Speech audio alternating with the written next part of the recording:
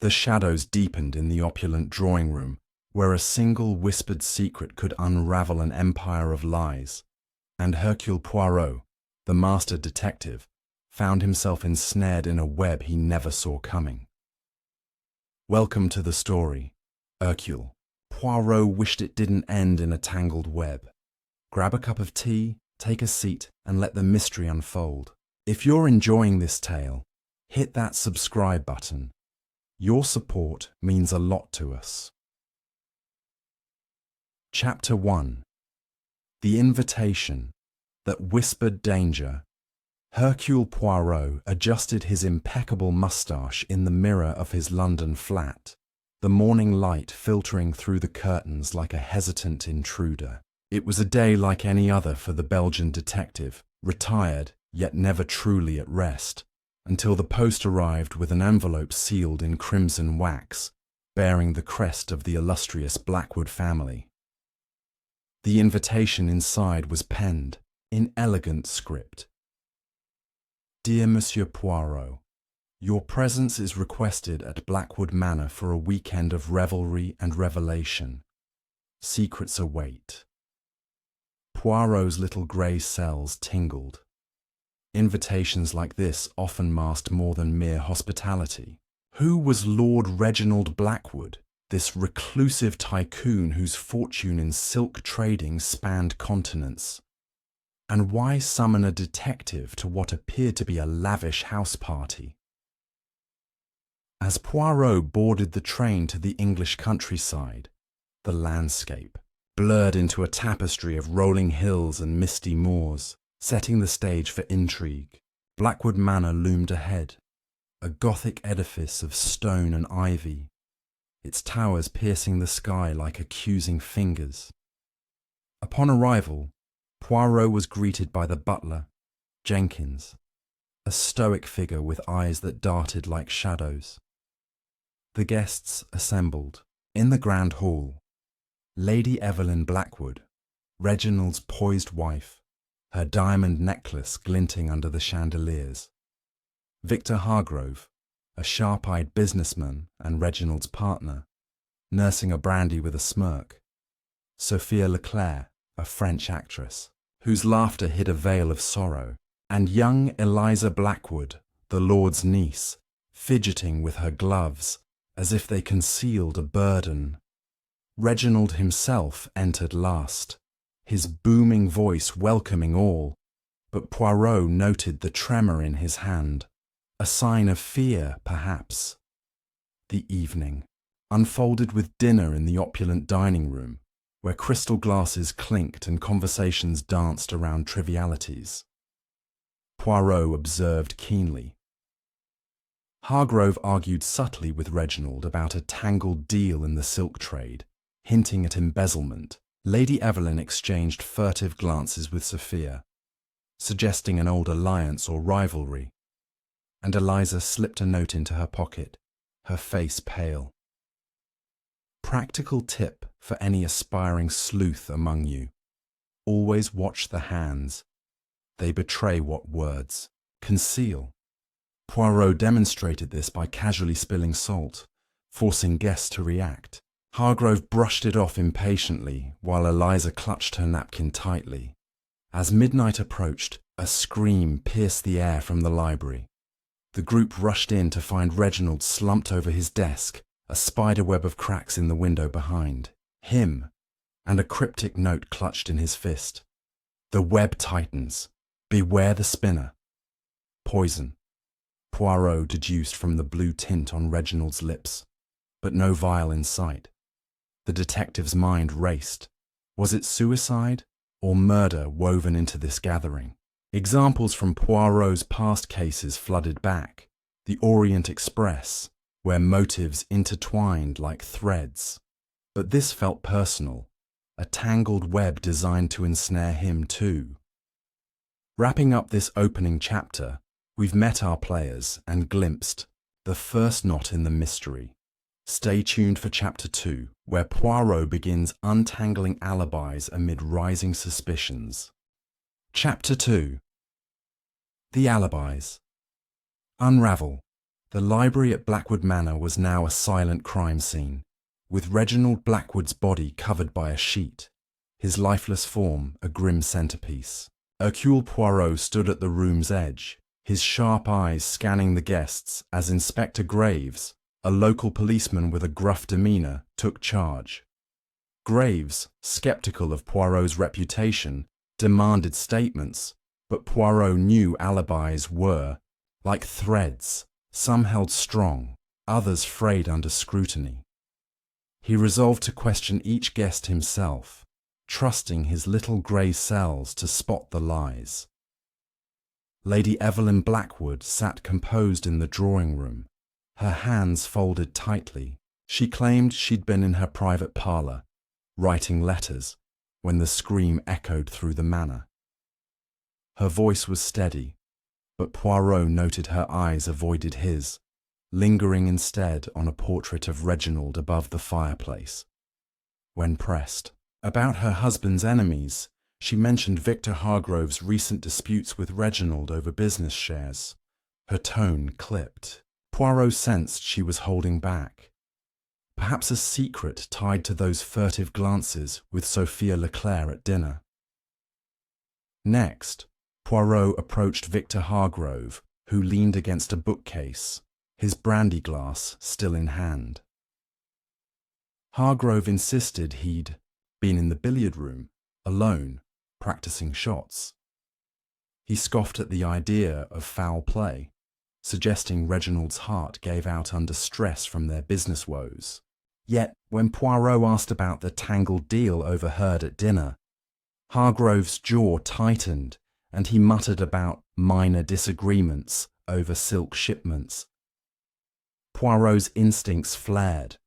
Hargrove's nonchalance felt rehearsed, like a man concealing a deeper stake. Sophia Leclerc was found pacing the conservatory, her silk shawl trailing like a shadow. She claimed she'd been admiring the moonlit gardens, lost in thought, when the scream startled her. Her story was poetic, almost too polished, and Poirot probed about her connection to Lady Evelyn. Sophia's laugh was sharp, dismissing it as old friendship, but her fingers twisted a locket at her neck, a nervous tell. Poirot wondered if her presence at the manor was more than social, perhaps tied to the cryptic note in Reginald's hand. Eliza Blackwood, the youngest, sat in the morning room, her hands trembling as she clutched a cup of tea. She swore she'd been in her bedroom, reading, when the scream drew her downstairs. Her wide eyes seemed genuine, but Poirot caught her glancing toward the library door, as if fearing what lay beyond. When asked about the note she'd pocketed at dinner, Eliza flushed, claiming it was a personal reminder. Poirot didn't press further, but her secrecy marked her as a thread to tug later. The butler, Jenkins, was last, polishing silver in the pantry with mechanical precision. He stated he'd been in the kitchen, preparing trays, and heard the scream, from afar. His answers were curt, his gaze steady, but Poirot noted a faint tremor in his voice when asked about Reginald's habits. Did Jenkins know more about his master's fears than he let on? Poirot filed this away, sensing the butler's loyalty might mask hidden truths. As the interrogations ended, Inspector Graves declared the death suspicious, pending a toxicology report. Poirot, however, was already weaving connections. The note's mention of a spinner suggested someone orchestrating this tragedy, someone in this very room. Each guest's alibi held, but cracks were forming. Evelyn's evasiveness, Hargrove's defensiveness, Sophia's polished story, Eliza's hidden note, and Jenkins' subtle unease. The web was tightening, and Poirot knew the next move was to uncover motives. This chapter closes with the stage set for deeper investigation. In Chapter 3, Poirot will dig into the guests' pasts, searching for the threads that tie them to Reginald's fate. Chapter 3. Shadows of the Past. Hercule Poirot stood alone in the library, the morning light casting long shadows over the shelves, where Reginald Blackwood's body had been removed hours ago. The detective's mind churned, piecing together the alibis from the night before. Each guest had a story, but stories were only the surface of truth. To unravel the web, Poirot needed to probe their pasts, to uncover motives that might explain the poison and the cryptic note about a spinner. He began his investigation with quiet determination, seeking secrets buried in time. Poirot first sought Lady Evelyn Blackwood, finding her in the morning room, arranging roses with a precision that bordered on obsession. He inquired about her life before Reginald, gently probing her history. Evelyn revealed she was once Evelyn Marlowe, daughter of a bankrupt merchant, rescued by Reginald's wealth and charm. But when Poirot mentioned rumours of her family's ties to a rival silk trader, her scissors paused mid-snip. She admitted her father had clashed with Reginald years ago over a stolen contract, a grudge that cost her family everything. Could her loyalty to Reginald mask a lingering resentment? Poirot noted her guarded tone, suspecting she knew more about old enemies than she shared. Next, Poirot cornered Victor Hargrove in the study, where the businessman was rifling through papers. Poirot asked about his partnership with Reginald, focusing on their early days. Hargrove, loosening his tie, admitted they'd built their silk empire from scratch, but a decade ago, Reginald outmaneuvered him in a deal, taking a larger share. Hargrove claimed it was water under the bridge, yet his eyes flashed with old anger. Poirot pressed about the Tangled deal mentioned at dinner. Hargrove snapped that it was a recent audit revealing missing funds, blaming Reginald's mismanagement. The detective sensed Hargrove's ambition. Perhaps he saw Reginald's death as a path to control. In the conservatory, Sophia Leclerc sat sketching, her pencil moving with restless energy. Poirot inquired about her past with the Blackwoods, noting her closeness to Evelyn at dinner. Sophia confessed she'd known Evelyn in Paris, where they were both young and struggling. Evelyn as a merchant's daughter, Sophia as a budding actress. A scandal involving a stolen necklace had driven a wedge between them, though Sophia claimed they'd reconciled. When Poirot asked if she'd ever met Reginald before this weekend, her pencil snapped. She denied it, but Poirot wondered if her presence was tied to that old scandal, or something more recent. Eliza Blackwood was in the garden, staring at a frozen fountain. Poirot asked about her childhood with her uncle Reginald, hoping to uncover family secrets. Eliza shared that she'd been raised by Reginald after her parents died in a carriage accident, but her voice grew tight when mentioning his strict control over her inheritance. She hinted at a falling out when she wanted to study abroad, which Reginald forbade. Poirot recalled the note she'd pocketed. Was it tied to her stifled dreams? Her eyes darted away, suggesting a secret she wasn't ready to share. Finally, Poirot found Jenkins in the pantry, polishing a candelabra. The butler's past was harder to probe, but Poirot learned he'd served the Blackwoods for 20 years, starting as a footman. When asked about Reginald's recent behaviour, Jenkins admitted his master had been agitated, often locking himself in the library with ledgers. Poirot pressed about any visitors or letters. Jenkins hesitated, then mentioned a mysterious man who'd visited weeks ago, cloaked and silent. The butler's loyalty wavered, hinting at unease about his master's secrets. As Poirot pieced these stories together, a pattern emerged. Each guest had a past entwined with Reginald's ambition. wealth, or betrayals. The spinner of the note could be any of them, weaving a motive from old wounds. Evelyn's family grudge, Hargrove's cheated partnership, Sophia's scandal, Eliza's stifled freedom, and Jenkins' hidden knowledge all pointed to a web of resentment. But which thread led to murder? This chapter ends with motives laid bare, setting the stage for Chapter 4, where Poirot will search the manor for physical clues to tighten the noose around the killer. Chapter 4: Clues. Hidden in plain sight, Hercule Poirot moved through the manor with purposeful steps, his investigation shifting from words to tangible evidence. The motives from the guests' pasts lingered in his mind, but now he sought physical threads to connect them to Reginald's death. He started in the library, where the crime had occurred, examining the desk where Reginald had been found. The cryptic note about the spinner was still there, its ink fresh and bold. Poirot noticed faint smudges on the paper, as if handled by someone wearing gloves, but one tiny fibre clung to the edge, a strand of silk, shimmering under his magnifying glass. Silk, the foundation of Reginald's fortune. Was this a deliberate clue or an accidental trace? Poirot then inspected the broken window behind the desk, the cracks spreading like a web. No shards on the floor suggested it had been struck from inside, perhaps to simulate a break-in. He found a small dent on the windowsill, matching the size of a walking stick.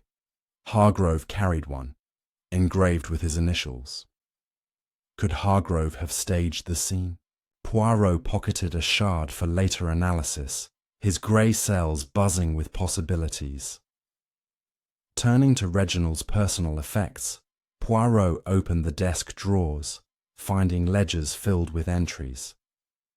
One page showed discrepancies in silk shipments, amounts siphoned off to an unknown account. A name appeared repeatedly: V.H. Victor Hargrove. This tied back to their business disputes, strengthening Hargrove's motive. Nearby, a poison vial was absent, but Poirot spotted a faint residue on a teacup saucer, the same blue tint as Reginald's lips. Someone had administered the toxin subtly, perhaps during a private meeting. Poirot slipped into Lady Evelyn's private parlour next, where she claimed to have been writing letters. On her writing desk, he found scraps of paper with half-formed sentences, one reading, "The web must break." It echoed the note's language, coincidence or confession. A hidden compartment in her jewellery box revealed old letters from her father, cursing Reginald for ruining their family. One mentioned a spinner as a code for a deceitful partner. Evelyn's grudge seemed deeper, perhaps fueling a plot for revenge. In the billiard room, where Hargrove said he'd been practicing, Poirot examined the cues and table. A Q-tip was chipped, matching the windowsill dent. Hargrove's walking stick leaned nearby, its handle worn. Poirot found a discarded cigar stub in the ashtray, still warm from the night before. Hargrove smoked them, but the timing suggested he hadn't been alone as claimed. A business card tucked under the table bore Sophia Leclerc's name with a scrawled note: "Meet at midnight." Was Hargrove conspiring with her? Sophia's room in the guest wing held her sketches, one depicting a web with figures entangled. Reginald at the centre, Evelyn and Sophia on the edges. A locket on her dresser contained a photo of Evelyn from years ago, inscribed "Sisters in Secrets." Poirot found a vial of stage makeup, but its label matched a common poison base. Had Sophia used her acting skills to disguise the murder? A torn letter fragment mentioned repaying the debt, linking to their Paris scandal. Eliza's bedroom revealed a diary under her pillow, entries lamenting Reginald's control. One page detailed a secret lover, forbidden by her uncle, with plans to elope. The pocketed note from dinner was there. Tonight we end it. Was it about escape or something sinister? Poirot found a silk handkerchief monogrammed with R.B., stained with the same blue residue. Had Eliza handled the poison? The pantry, Jenkins' domain, yielded a tray with teacups, one matching the library's saucer. A ledger in his quarters tracked household expenses, but hidden entries showed payments to a spinner, bribes. Jenkins' coat pocket held a key to the library and a glove with a missing silk fibre. His loyalty might have cracked under pressure. Poirot also searched Reginald's study, uncovering a safe with documents, a will leaving everything to Eliza but a codicil cutting out Hargrove. Letters from Sophia demanded hush money for the scandal, and Evelyn's signature on forged papers. Each clue tightened the web, pointing to multiple hands in the plot. As Poirot assembled these findings, he realized the murder wasn't solo. Alliances formed the tangled web. Hargrove and Sophia, Evelyn and Jenkins, or Eliza pulling strings. The evidence mounted, leading to confrontations ahead. This chapter concludes with clues gathered, paving the way for Chapter 5, where Poirot will confront the suspects with his discoveries. Chapter 5. Confrontations and cracks. Hercule Poirot gathered the guests in the grand dining room, the air heavy with suspicion as each face betrayed a flicker of unease. The clues he'd uncovered, silk fibres, a chipped cue, a stained handkerchief, and cryptic notes, formed a delicate web, and now it was time to tug at the threads. Poirot's method was simple yet devastating. Confront each suspect with evidence, watch their reactions, and let the truth unravel. He stood at the head of the table, his voice calm but piercing, ready to expose the cracks in their facades. Poirot began with Lady Evelyn, holding up the torn paper from her parlour with the words, "The web must break." He asked if it referred to Reginald's death. Evelyn's composure faltered, her fingers tightening around her necklace. She insisted it was a metaphor for her strained marriage. But when Poirot mentioned her father's letters cursing Reginald, her eyes widened. She admitted to resenting Reginald's ruthlessness, but swore she'd never harm him. Her voice cracked, hinting at guilt or fear of exposure. Turning to Victor Hargrove, Poirot produced the chipped billiard cue in the cigar stub, questioning his claim of being alone. Hargrove's smirk faded as Poirot pointed out the cue's match to the windowsill dent, suggesting he staged the library scene. Hargrove blustered, claiming the cue was damaged earlier, but when Poirot revealed the business card with Sophia's midnight meeting note, his face paled. He admitted to meeting her to discuss business, not murder, but his clenched fists betrayed a deeper involvement. Sophia Leclerc was next, her actress's poise tested as Poirot held up her sketch of the entangled web. He asked if it symbolized her role in Reginald's demise, pointing to the poison-like makeup vial in her room. Sophia laughed nervously, claiming the sketch was artistic fancy and the vial mere cosmetics. But when Poirot mentioned the locket with Evelyn's photo and the letter fragment about repaying the debt, her voice trembled. She confessed to blackmailing Reginald over their Paris scandal, but denied poisoning him. Her eyes darted to Evelyn, suggesting a shared secret. Poirot then faced Eliza Blackwood, presenting the stained handkerchief and her diary's mention of a forbidden lover. He asked if the note, "Tonight we end it," meant ending Reginald's control or his life. Eliza's hands shook as she admitted wanting to escape her uncle's grip, but she claimed the handkerchief was a gift from him, stained by accident. Her denial sounded rehearsed, and when Poirot pressed about the lover, she stammered, refusing to name him. Her fear suggested she was protecting someone, or herself. Finally, Poirot turned to Jenkins, holding the glove with the missing silk, fibre and the library key. He asked if the butler's loyalty to Reginald had wavered, perhaps due to the mysterious spinner payments in his ledger. Jenkins stiffened, insisting the payments were for household debts, and the key was for routine duties.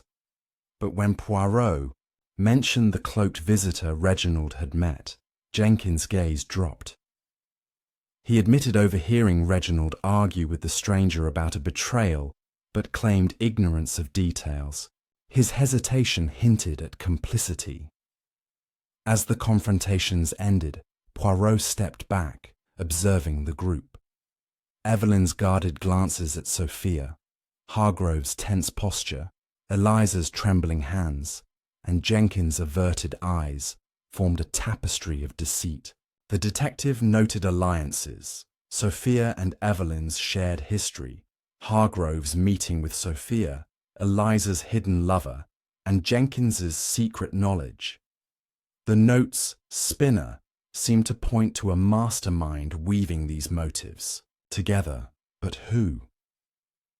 Poirot sensed the truth was close, hidden in their reactions. The room fell silent, each suspect eyeing the others, as if waiting for the next thread to snap.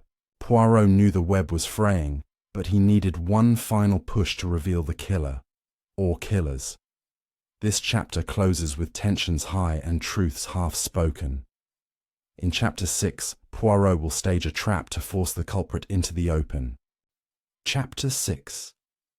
The trap is set Hercule. Poirot stood in the dimly lit drawing room of Blackwood Manor, the weight of his recent confrontations settling like dust in the air. The suspects, Lady Evelyn, Victor Hargrove, Sophia Leclerc, Eliza Blackwood, and Jenkins, had each revealed cracks in their stories, but none had confessed. The web of deceit was intricate, with the mysterious spinner at its centre, orchestrating Reginald's murder. Poirot's little grey cells hummed with certainty. To catch the killer, he needed to weave a trap of his own, one that would force the culprit to act. With calculated precision, he devised a plan to stage a revelation, baiting the murderer into exposing themselves. Poirot began by summoning the household to the library, the very room where Reginald had met his end. He announced that he had uncovered a critical piece of evidence, a hidden document that revealed the identity of the spinner. In truth, no such document existed, but Poirot's lie was designed to provoke. He declared that the document was locked in the manor's safe to be opened at dawn in the presence of Inspector Graves. His eyes scanned the group as he spoke, noting their reactions. Lady Evelyn's lips tightened, her fingers brushing her necklace as if it were a talisman. Hargrove's jaw clenched, his hand gripping his walking stick too tightly. Sophia's smile was frozen, her eyes darting toward the door. Eliza's breath hitched, her hands twisting her skirt.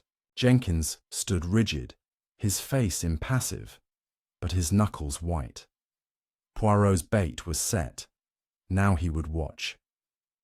After dismissing the group, Poirot enlisted Jenkins to guard the safe, instructing him to report any suspicious activity. He suspected the butler's loyalty was wavering, and this role would test it. Poirot then retreated to a shadowed alcove near the safe, hidden behind a velvet curtain where he could observe without being seen.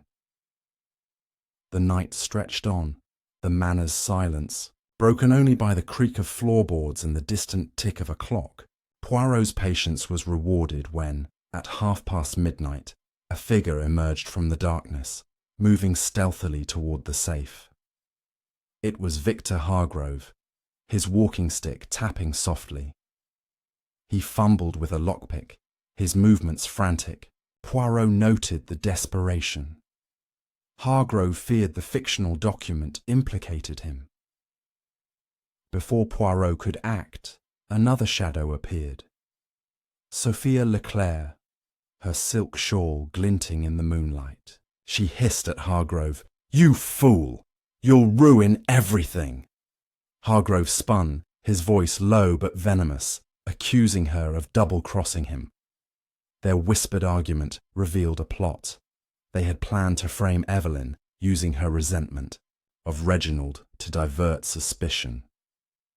Sophia had supplied the poison, disguised as makeup, while Hargrove staged the broken window. But now, fearing Poirot's document, they were turning on each other. Poirot's trap was working, but the web was more tangled than he'd thought. Suddenly, a third figure emerged. Eliza Blackwood, clutching a letter opener, her eyes wild. She accused both Hargrove and Sophia of manipulating her, claiming they'd coerced her into planting the stained handkerchief to implicate herself. Her lover, she revealed, was a man Hargrove had hired to spy on Reginald, feeding her promises of freedom. Eliza's voice broke as she admitted slipping the cryptic note into Reginald's hand, hoping to scare him into releasing her inheritance. Poirot's mind raced. Eliza was a pawn, but whose? The confrontation escalated until Lady Evelyn appeared, her presence commanding silence. She held a small pistol, her voice steady but cold. She accused the trio of conspiring against her husband, revealing she'd known of their plans but stayed silent to protect the family's name. Evelyn claimed she'd found Reginald already dead and tried to destroy evidence linking her to the old scandal with Sophia. Poirot stepped from his hiding place, his voice cutting through the chaos. He pointed out inconsistencies. Evelyn's pistol was unloaded, a bluff. Hargrove's lockpick matched marks on the safe from before the murder.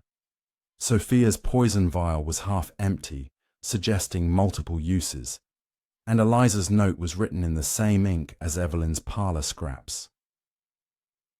Jenkins, summoned by the commotion, arrived last, his face pale. Poirot turned to him, revealing the glove's silk fibre matched one found in Jenkins' pantry. The butler stammered, admitting he'd overheard Reginald's plans to disinherit everyone, including him, for a secret heir. Jenkins had been paid by the cloaked visitor, a rival trader, to slip information, but he swore he hadn't poisoned Reginald. Poirot's trap had exposed layers of betrayal. Hargrove and Sophia's scheme, Eliza's manipulation, Evelyn's cover-up, and Jenkins' espionage. As dawn approached, Poirot gathered the evidence: lockpick, vial, letter opener, and glove, knowing the truth was close. The spinner was not one person, but a collective, each weaving their own thread of deceit. Yet one final clue was needed to name the true killer. This chapter ends with the trap sprung and secrets spilled. In Chapter 7, Poirot will piece together the final puzzle, confronting the mastermind behind the murder. Chapter 7. The Final Puzzle. Hercule Poirot stood at the centre of Blackwood Manor's grand hall, the dawn light filtering through stained glass windows, casting a mosaic of colours across the tense faces of Lady Evelyn, Victor Hargrove, Sophia, Leclerc, Eliza Blackwood, and Jenkins. The trap he had set the previous night had unravelled layers of deceit, exposing alliances, betrayals, and hidden agendas. Each suspect had played a part in the web surrounding Reginald Blackwood's murder, but the identity of the true spinner, the mastermind who wove the fatal thread, remained elusive. Poirot clutched the evidence from his trap. Hargrove's lockpick, Sophia's poison vial, Eliza's letter opener, Evelyn's unloaded pistol, and Jenkins's silk fibre glove. His little grey cells worked tirelessly, piecing together the final puzzle to reveal the killer. Poirot began by addressing the group, his voice steady and commanding. He recounted the night's revelations, starting with Hargrove and Sophia's plot to frame Evelyn. Their plan, he deduced, was to use the poison disguised as makeup to eliminate Reginald and secure control of the Silk Empire. Hargrove's staged window break and Sophia's blackmail demands pointed to their greed, but their frantic attempt to open the safe suggested fear of exposure. Poirot held up the lockpick, noting its scratches matched older marks on the safe, implying Hargrove had been pilfering documents long before the murder. Hargrove's face reddened, but he remained silent, his eyes darting to Sophia, who stared at the floor. Next, Poirot turned to Eliza, whose letter opener and diary revealed her desperation to escape Reginald's control. Her confession about planting the cryptic note, "The web tightens, beware the spinner," was meant to frighten her uncle, not kill him. Yet, the stained handkerchief in her possession, bearing the blue residue of poison, suggested she'd been closer to the crime than she admitted. Poirot pressed her about her lover, asking who he was. Eliza's eyes filled with tears as she stammered that he was a hired man, not a lover, paid by Hargrove to manipulate her. Poirot's gaze softened. She was a pawn, not a killer, but her actions had muddied the web. Lady Evelyn's role was murkier. Poirot presented the unloaded pistol, calling it a symbol of her bluff. She'd known of the plot, but acted to protect the family's honor, not to kill. The letters in her parlor, echoing the spinner note, suggested she'd been aware of Reginald's enemies. Evelyn's voice was icy as she admitted to burning incriminating papers after finding Reginald dead, fearing they'd implicate her in the Paris scandal. Poirot noted her protective instincts but questioned her silence. Had she shielded someone else? Jenkins, the butler, was last. The silk fibre in his glove and the secret ledger payments to the spinner pointed to his involvement with the cloaked visitor, a rival trader. Jenkins confessed to passing Reginald's plans to this outsider for money, believing it was harmless espionage.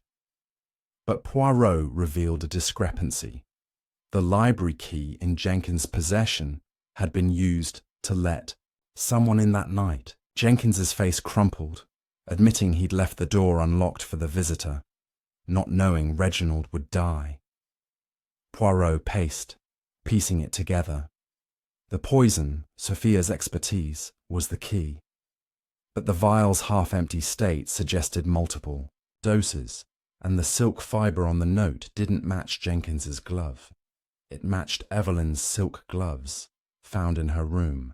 Poirot turned to her, revealing his deduction. Evelyn, driven by years of resentment and fear of losing everything to Reginald's secret heir, had poisoned her husband during a private tea, using Sophia's vial. The other's schemes had merely entangled the truth. Evelyn's composure broke, and she confessed, sobbing that Reginald's betrayal of her family and his plan to disinherit her drove her to act alone. The room was silent as Inspector Graves arrested Evelyn.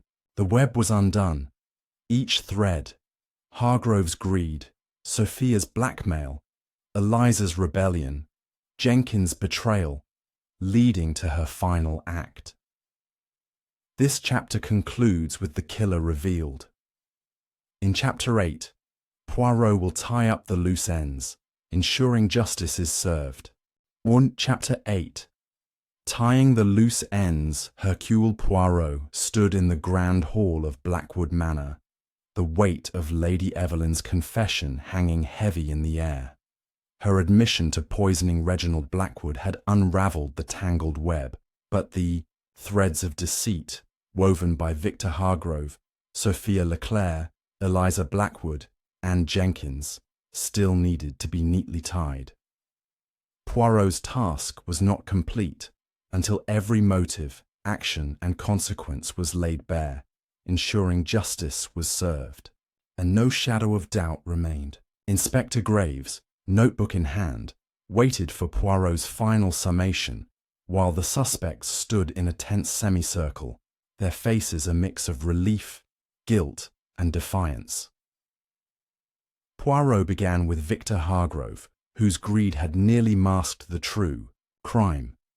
He explained how Hargrove's attempt to frame Evelyn, using the staged window break and his lockpick, was a desperate bid to seize control of the Silk Empire. The ledgers Poirot found, marked with VH, confirmed Hargrove had been siphoning funds for months, a motive strong enough to make him a suspect. Hargrove's shoulders slumped as Poirot revealed that, while not the killer, his embezzlement would face legal scrutiny. Graves noted this, promising a separate investigation. Poirot's sharp gaze silenced Hargrove's protests, and he stepped back, defeated, knowing his ambitions had unraveled.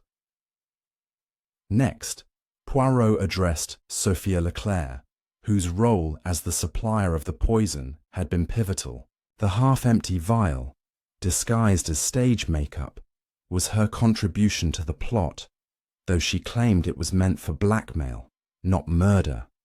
Poirot pointed out her sketch of the entangled web, which symbolically placed her at the edge of the conspiracy. Her Paris scandal with Evelyn, detailed in the locket's inscription, had driven her to extort Reginald, but her alliance with Hargrove had pulled her deeper into the web. Sophia's eyes glistened with tears as she admitted her fear of exposure had clouded her judgment. Poirot, with a hint of sympathy, noted that her actions made her an accessory, and Graves assured her she'd face charges for conspiracy. Eliza Blackwood's trembling figure drew Poirot's attention next.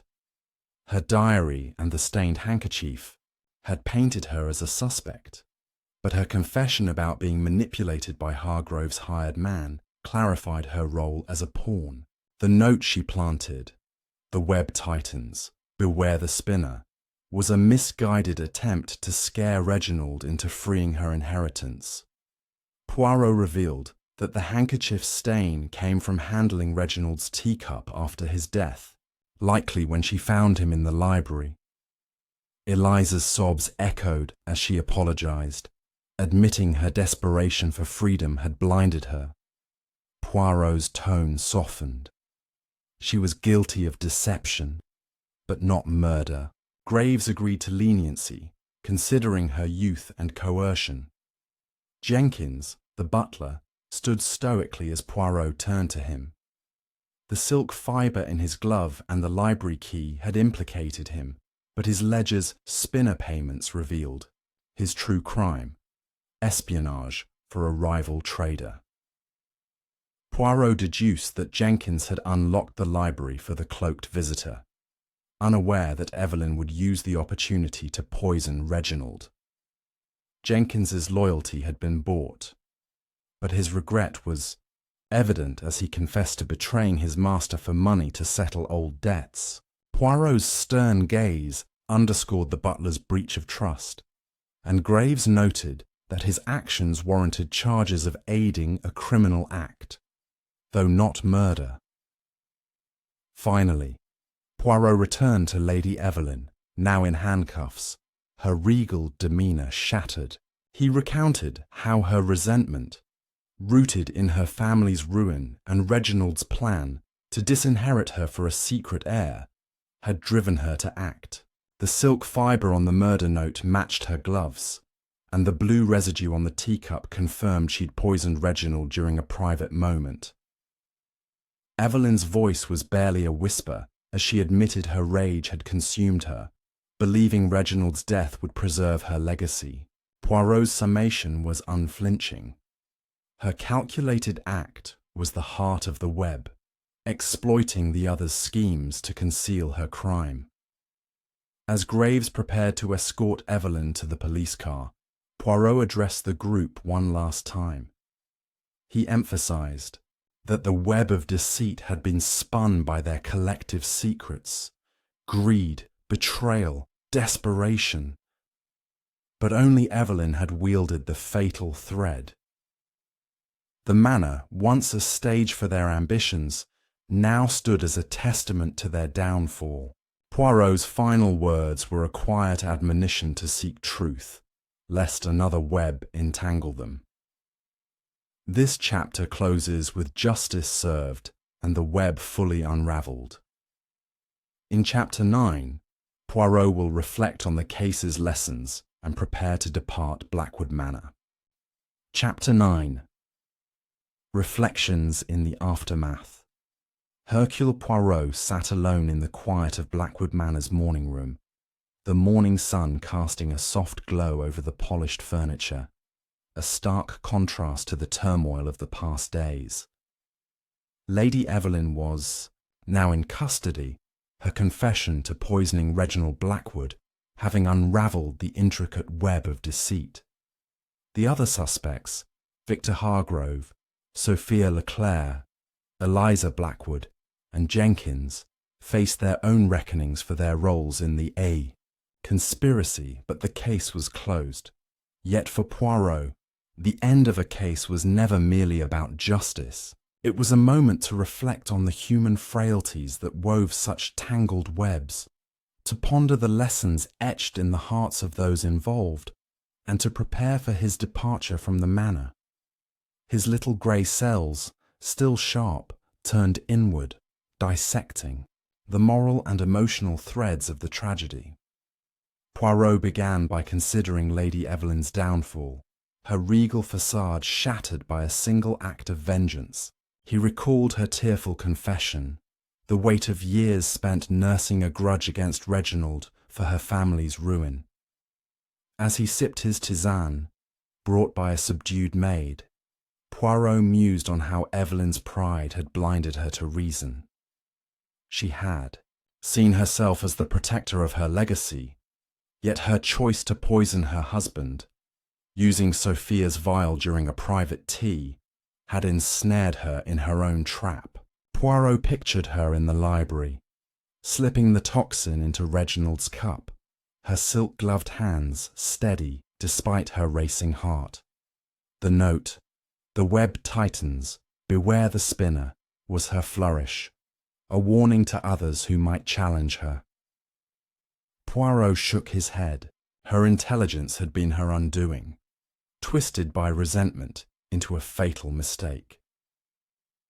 Turning his thoughts to Victor Hargrove, Poirot reflected on the businessman's greed, which had nearly obscured Evelyn's crime.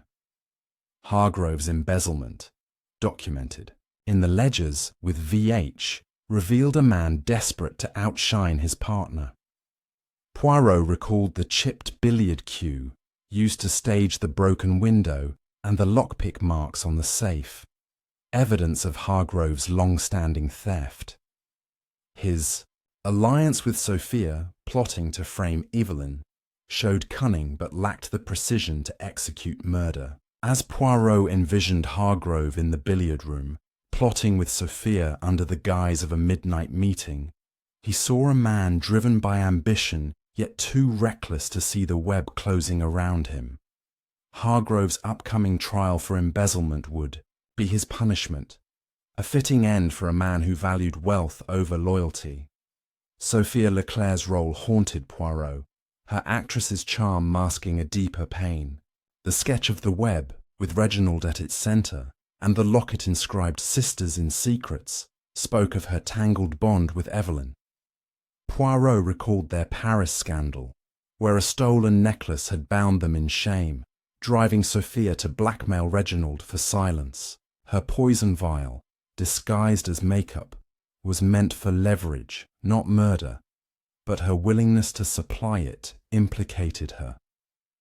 Poirot pictured Sophia in her room, sketching her fears, her pencil trembling as she realized Hargrove's plan might expose her. Her tears during the confrontation showed remorse, But Poirot knew her accessory charge would follow her like a shadow, a reminder of a past she couldn't escape. Eliza Blackwood's youth and vulnerability stirred Poirot's sympathy.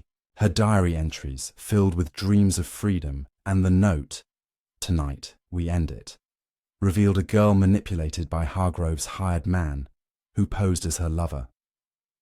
Poirot imagined her in the library, slipping the note into Reginald's hand, hoping to scare him into releasing her inheritance. The stained handkerchief, tainted by the poisoned teacup, was an accident of her proximity to the crime, not intent. As he recalled her trembling figure, confessing her naivety, Poirot saw a young woman caught in a web not of her making. Her leniency, promised by Graves, offered hope, but Poirot knew she'd carry the guilt of her small part in the tragedy. Jenkins, the butler, was a study in broken loyalty. His ledger's payments to the spinner, the rival trader, and the library key he'd left unlocked painted a man swayed by desperation. Poirot envisioned Jenkins in the pantry, accepting the cloaked visitor's money, believing it was mere espionage. His regret, evident in his faltering voice, showed a man who hadn't foreseen the consequences. Poirot reflected on Jenkins, years of service now tainted by betrayal, and the charges he'd face for aiding a criminal act. The butler's stoic face, crumbling under scrutiny, was a reminder that even the most steadfast could falter under pressure. As Poirot prepared to leave, he packed his valise, his mind lingering on the case's lessons. The web had been spun by human flaws: resentment, greed, fear, desperation. But it was Evelyn's calculated act that tied it together. Each suspect's thread, from Hargrove's schemes to Eliza's rebellion, had created a perfect storm for murder. Poirot's role, as always, was to cut through the chaos with reason, exposing the truth. He stepped outside, where a car waited to take him to the station, his heart heavy but satisfied. Blackwood Manor, with its secrets, would fade into memory, but its lessons would linger. This chapter closes with Poirot's reflections complete, ready to leave the manor behind. In Chapter 10, he will bid farewell, offering a final message to the audience and a call to action. Chapter 10. Farewell and the Final Truth. Hercule Poirot stood at the entrance of Blackwood Manor, his valise in hand, the crisp morning air a quiet contrast to the storm of revelations that had unfolded within. The case was closed. Lady Evelyn Blackwood's confession to poisoning her husband Reginald having unravelled the intricate web of deceit. Victor Hargrove, Sophia Leclerc, Eliza Blackwood, and Jenkins had each faced their reckonings, their tangled motives laid bare. Yet, as Poirot prepared to depart, he felt the need to address one final truth, a hidden thread that had eluded even his sharpest deductions until now, a secret that tied every piece of the puzzle into a complete picture. This final chapter would not only bid farewell to the manor, but also reveal the ultimate orchestrator behind the tragedy, ensuring every shadow was dispelled for the audience. Poirot gathered the remaining household in the grand hall one last time, Inspector Graves at his side, notebook poised. The suspects, Hargrove, Sophia, Eliza, and Jenkins, stood in uneasy silence, their fates sealed, but their curiosity palpable. Poirot's voice was calm, almost solemn, as he began. He had named Evelyn the killer, her act of poisoning driven by years of resentment and fear of disinheritance, but something had gnawed at him. The cryptic note, The web tightens. Beware the spinner, and the cloaked visitor Jenkins had mentioned. These were not mere flourishes, but clues to a deeper mastermind, someone who had manipulated the entire web from the shadows. Poirot turned to the group, his eyes piercing. He revealed that his trap in the safe had been a ruse, but it had exposed more than he'd anticipated.